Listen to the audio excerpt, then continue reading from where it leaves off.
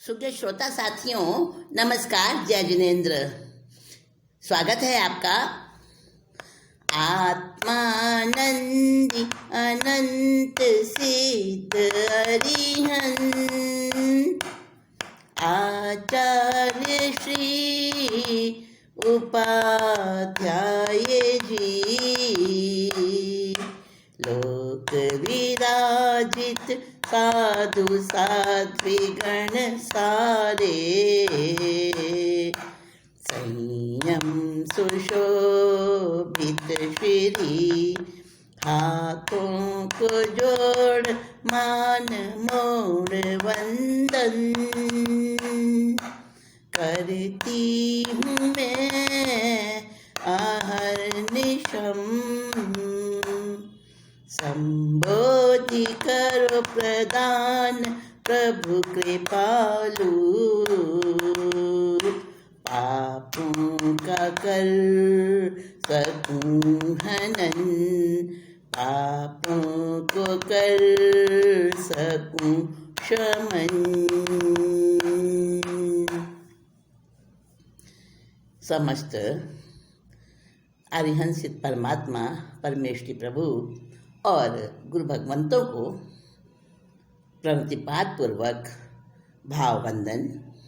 आप सभी के अंतस्थल में विराजित शुद्ध परमात्म तत्व को संबोधि श्री का अभिनंदन। साथियों, राग का शुक्ल पक्ष वैराग्य क्या है, कैसे प्राप्त होता है, वैराग्य को पाया कैसे जाता है, वैराग्य की पहचान क्या है और वैराग्य की उपलब्धियां क्या क्या होती हैं, और राग कितना भयानक है, ये सब चर्चा हमारी चल रही है। और आज इस मीटिंग में भी आज हम जो बैठे हैं आपस में चर्चा करने, तो इसी विषय में आगे भी हम बातचीत कर रहे हैं कि ये राग जो है ये कैसा है। संसार के सारे रिश्ते राग भरे ही तो हैं। हाँ, सवैये के रूप में राग की कुछ बातें, कुछ राग भरे रिश्ते सवैये के रूप में मैं आपको सुना रही हूँ। मात पिता बहन भाई काका फूफा और जमाई, मौसा मौसी मामी मामा सुत सुता कांता, स्वजन संबंधी सगे मित्र आदि मिले कई, भव भव के अनंत रिश्ते कौन इन्हें जानता, बहुमान लाड़ करे स्वार्थ से ही आदर देते, करना वरना घास डाले नहीं कोई ना पहचानता, जिंदगी क्यों खाक करे ऐसों पे क्यों राग करे, वैराग्य का भाव तो है राग की विरामता, वैराग्य का भाव तो है राग की विरामता। सचमुच वैराग्य का भाव तभी आता है जब राग का विराम हो जाता है, फुल स्टॉप हो जाता है राग का, तभी वैराग्य आता है। और वैराग्य कैसा है? वैराग्य एक ऐसी उपलब्धि है, वैराग्य का भाव जो जीवन को सब दुखों से पार कर देता है, आत्मा के बिल्कुल निकट ला देता है। अरिहंत भगवंतों ने बताया कि वैराग्य में अनंत गुण हैं।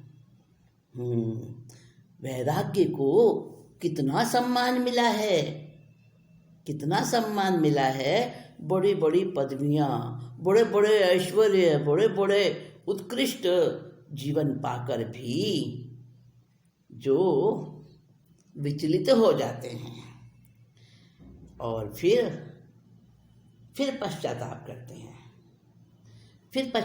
करते हैं, फिर उनको वैराग्य की मंजिल मिलती है।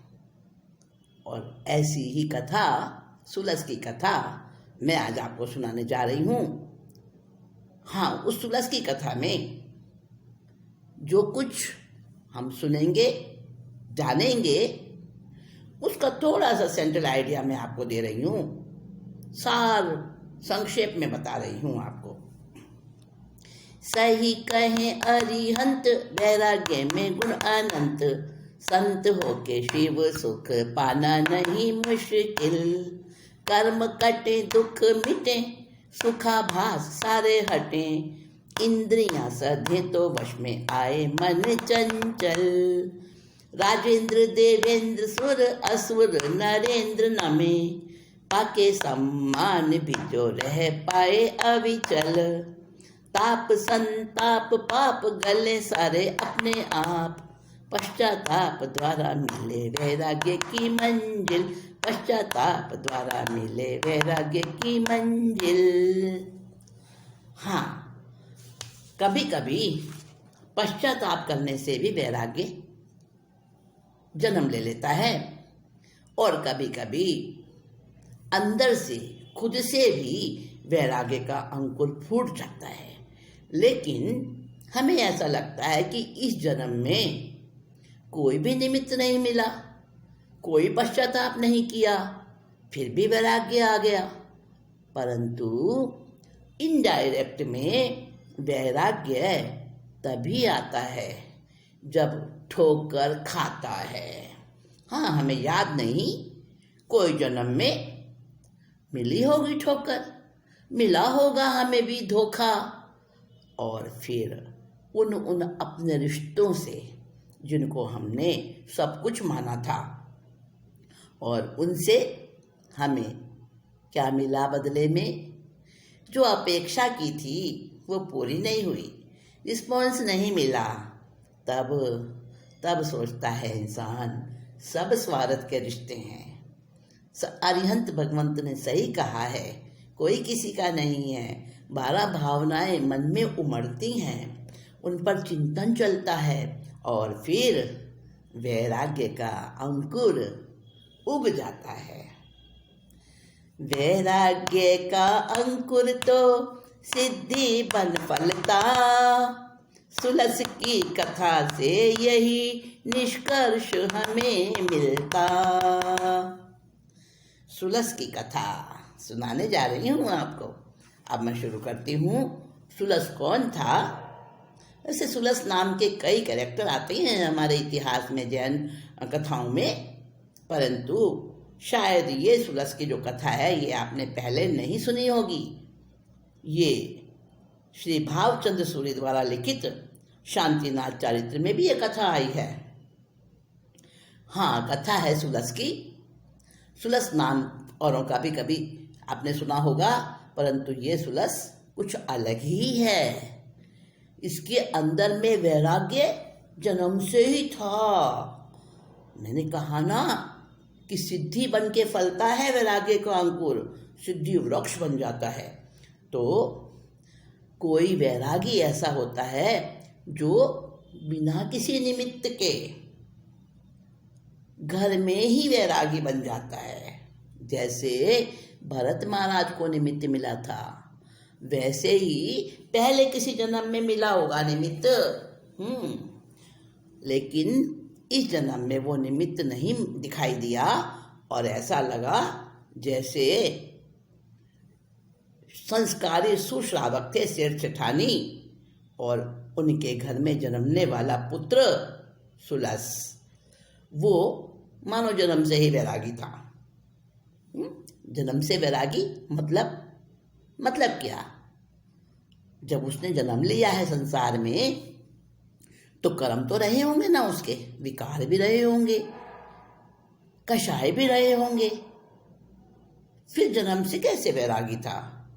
हाँ, पहले जन्म में दानी था, वो बहुत दान दिया करता था, और उसी के प्रभाव से वो सत्कर्म जो उसने किए थे, उन सत्कर्मों की शक्ति से वो सेठ सेठानी का अपार धन से भरे हुए घर में जन्मा था, और सेठ सेठानी का पुत्र था। वो सेठ का पुत्र था, बड़ा लाड़ प्यार में पलने वाला। तो लेकिन था वैरागी। संसार के भोगों की कोई तमन्ना नहीं थी उसे, कोई सुख नहीं मिलता था उसे सांसारिक पदार्थों में, भौतिक चीजों में। कैसा था फिर वो? क्या भोगों में समर्थ नहीं था? ऐसी बात नहीं है। हाँ, तो पूरी बात हम सुनते हैं सुलस के बारे में, सारा परिचय मिल जाएगा। सुलस था घर में ही वैरागी, पहले जन्म में था दानी। सुलस था घर में ही वैरागी, पहले जन्म में था दानी। व्रतधारी संस्कारी श्रावक, इठलाते सेठ सेठानी। सुलस था घर में ही वैरागी। साथियों, ऐसा संस्कारी सुश्रावक था वो पहले जन्म में, दानी था, और श्रावक के सारे गुण उसमें थे, और उसी मतलब कर्मों के उस सुसंस्कारी असर से, क्योंकि कार्बन शरीर जन्मों जन्मों तक साथ चलता है, पहले जन्म में किया हुआ तप जप दान ज्ञान ध्यान ये गुण तो आते ही है ना, तब भी आता है साथ में, और संस्कार भी आता है साथ में, और संयम भी आता है। संयम नहीं आता, लेकिन संयम के संस्कार अंदर में इनडायरेक्टली उसके अंदर में तो होते ही हैं। ऐसा वो सुलस था, ज्ञानी ध्यानी भद्रिक सुंदर। हाँ, विवाह भी हो गया था उसका, शेर सेठानी ने विवाह भी कर दिया था, सबका प्यारा था। राजा भी सुलस को ऐसा समझता मेरा पुत्र हो मानो। एक दिन शेर सेठानी बैठे थे, सुलस के माता पिता, हाँ, और बातें कर रहे थे, वार्तालाप चल रहा था। तो कहने लगी सेठानी क्या बोली अपने पति से, शेर से, अमरसेन राजा भी चाहे, पुत्र सुयोग्य मिला हमको, ज्ञानी ध्यानी भद्रिक सुंदर, वो अपना लगता सबको, पत्नी की भी करता उपेक्षा, ऐसा वैराग्य नहीं भाता, ऐसा वैराग्य नहीं भाता, वंश चलेगा कैसे स्वामी, रहती है मुझको चिंता, सुलस था घर में ही वैरागी। सेठानी चिंता कर रही थी, और अपने चिंता के विचार अपने पति श्रेष्ठी वो बता रही थी, पति को बता रही थी, अपने स्वामी से कह रही थी। पत्नी की दौड़ अपने पति तक ही होती है। अब वो जो सुलस की जो पत्नी थी, उसको देख देख के वो झुलसती रहती थी, सोचती किसी की बेटी को मैं ब्याह कर लाई हूँ, अपनी बहू बना कर लाई हूँ, और वो बेचारी अच्छी है, कुछ बोलती नहीं, पर ये ऐसा पति उसको मिल गया, नीरस रूखा सूखा, ऐसा वैराग्य भी किस काम का। अरे पत्नी अपने मुंह से थोड़ी ना कहेगी कि हंसना बोलना घूमना फिरना, वो तो पति को ही चाहिए ना। ठीक है, बेटा बड़ा सुयोग्य है, भद्रिक है, सुंदर है, ज्ञानी ध्यानी सब कुछ है उस, पर अमरसेन राजा भी तो उसको चाहते हैं, नगरी के राजा अमरसेन वो भी तो चाहते हैं उसको, सबको अपना जैसा लगता है ऐसा हमारा बेटा है, बड़ी पुण्यवानी से मिला है, पर बहू की उपेक्षा करता है, और वो बेचारी सुस्त सुस्त रहती है, उदास उदास रहती है, ना तो मुझसे अपना दुख कहती, मैं तो सास हूँ कैसे कहेगी। अगर कोई घर में ऐसा उसके हमजोली होता, हम उम्र वाला होता, तो बेचारी उससे कह देती, और वंश भी कैसे चलेगा पतिदेव। हमारा बेटा तो उसको देखना भी नहीं चाहता, अपने ज्ञान ध्यान स्वाध्याय में लगा रहता है। तो अरे कुछ तो उसमें कुछ तो होना चाहिए ना। अब सेठ कहने लगे, अरे क्या पागलों जैसी बातें करती है भाई तू। गौरव करने लायक बेटा क्यों चाहती वो भोगी बने, ज्ञान ध्यान में रात बिता देता वो बेचारी बहू तारे गिने। धर्म के पथ से उसको हटाना बहुत बड़ा ये होगा पाप, बहुत बड़ा ये होगा पाप। वंश चलाना पाप न होता, सोचो विचारो स्वामी आप। सुलस था घर में ही वैरागी। बातचीत चल रही थी पति पत्नी की। वो कहने लगी, पतिदेव बेचारी बहू तो रात में तारे गिनती रहती है, ये अपने ज्ञान ध्यान में ही लगा रहता है। संस्कारी बहू मिली है हमें। तो सेठ जी कहने लगे, पगली क्या तू भोगी बनाना चाहती है अच्छे भले बेटे को? भोगी भमरा बना देगी क्या उसे? नहीं स्वामी, मैं ये नहीं कह रही, मैं तो ये कहना चाहती हूँ। अरे कुछ नहीं कहती तू, मैं समझ गया। बहुत बड़ा पाप होता है धर्म के रास्ते से किसी को विचलित करना, हटाना, चाहे वो अपना बेटा ही क्यों ना हो। अरे स्वामी, वंश चलाना कोई पाप होता है क्या? हर एक गृहस्थ सोचता है मेरा वंश चले। आप कुछ सोचो विचारो पतिदेव, मुझे तो बड़ी चिंता होती है। सेठ जी कहने लगे, प्रभु महावीर के पुत्र नहीं था क्या उनका नहीं नाम चला, कह दो रसीली संगत उसकी, मुझको लगे ये उपाय भला।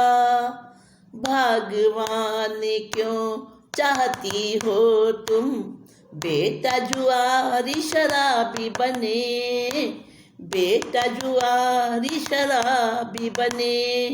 लेके सुभद्रा को डूब मरूंगी, बैठे रहो हठ पर अपने, सुलस था घर में ही वैरागी।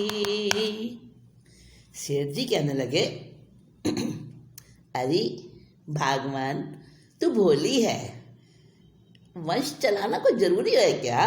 सोच, भगवान महावीर तीर्थंकर थे, उनके पुत्र नहीं था क्या उनका वंश नाम नहीं चलता?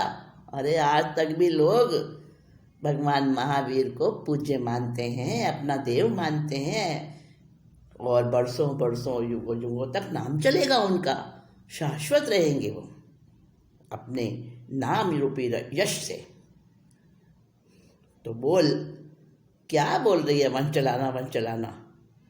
सेठानी एकदम तुनक के कहने लगी, हाँ तुम्हें तो यही बातें आती हैं, मैं तो कह रही हूँ उसकी संग साथ संगत जो है ना, संगति रसीली बना दो, अच्छे अच्छे दोस्त ऐसे बना दो उसके जो उसको भोगों की तरफ। अरे पागल, क्या बोल रही है तू? बेटा जुआरी शराबी बने ऐसा चाहती है? क्यों भला चाहती है तू ऐसा? छोड़ ये। देखो जी, मैं साफ कह देती हूँ। अब तो सेठानी जोर से कहने लगी, मैं साफ कह देती हूँ, बहू सुभद्रा को लेके मैं डूब मरूंगी। बैठे रहो तुम अपनी जिद पर। हाँ वैरागी वैरागी बेटा, लेके बैठो अपने बेटे को, मुझे नहीं देखा जाता उसका दुख।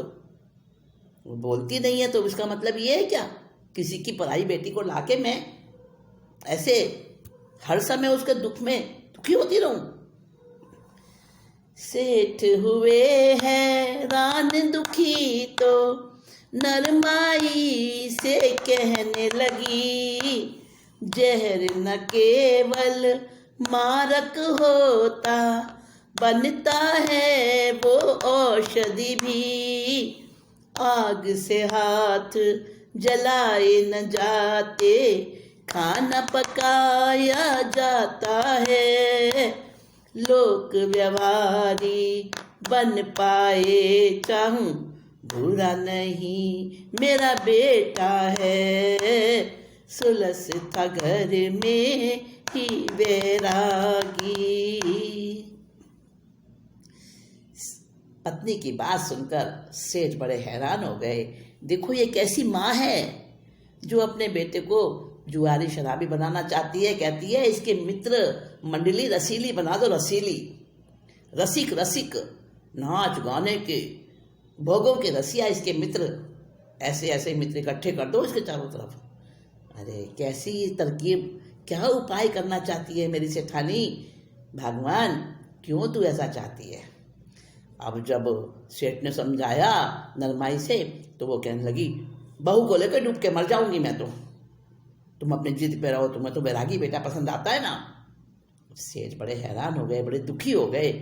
पति को दुखी देखकर आखिर सेठानी ने थोड़ी नरमाई से काम लिया और कहने लगी, पतिदेव मेरी बात को समझो, मैं गलत नहीं कह रही हूं आपसे। जहर केवल मारता ही नहीं, जहर दवाई भी बनता है। और देखो आग जलाती है पर हमेशा आग जलाती नहीं है, आग से खाना भी पकाया जाता है, जिससे हमारा पेट भरता है, जीवन चलता है। तो आग ठीक है, खराब है, लेकिन सावधानी तो रखनी पड़ती है ना। बस मैं तो यही चाहती हूँ, बताओ क्या बुराई है मेरी सोच में। मैं तो यही चाहती हूँ ना बेटा लोक व्यवहारी बन जाए, संसार में जैसा बेटा होता है सबका ऐसा मेरा भी बेटा हो, बस ऐसा चाहती हूँ मैं तो। क्या बुराई है बताओ। आज तो सेठ ने सोचा, आज तो सेठानी पक्के जिद पे आ गई है। अच्छा भगवान कुछ करता हूँ, सोचता हूँ कुछ उपाय। सेठ नहीं चाहते हुए भी सेठानी को इतना वचन देकर और वहां से उठ गए। चिंता में डूब गए सेठ, सोचने लगे क्या करूं। धार्मिक थे, संस्कारी थे, सोचने लगे बेटे को धर्म मार्ग से हटाऊं क्या, अच्छा होगा क्या ये। पर सेठानी की बात भी तो एकदम गलत नहीं है ना।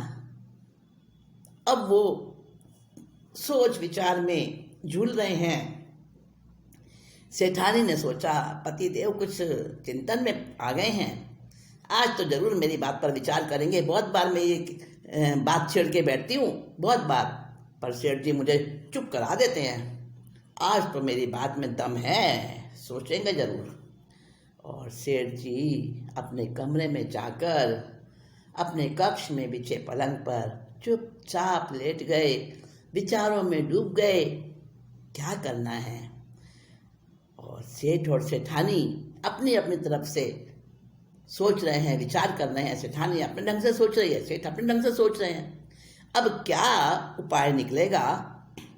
सेठ ने कह तो दिया सेठानी से, हाँ कुछ सोचता हूँ, कुछ विचार करता हूँ। क्या विचार कर रहे हैं सेठ, हाँ हम भी सुनेंगे, आप भी सुनना, जिज्ञासा है ना मन में। और जब तक ये विचार विमर्श चले तब तक के लिए थोड़ा सा हम भी चलते हैं। और आप इन वीडियोस को आपको बहुत पसंद आते हैं, अच्छे लगते हैं, तो आप ज़रूर इनको शेयर कीजिए, फॉरवर्ड कीजिए, लाइक कीजिए, सब्सक्राइब कीजिए चैनल को। और करते होंगे आप, है ना। तो मैं भी अभी आपसे विदा लूँगी, आगे की बात अगली मीटिंग में करेंगे। तब तक के लिए संबोधि श्री चलती है। नमस्कार।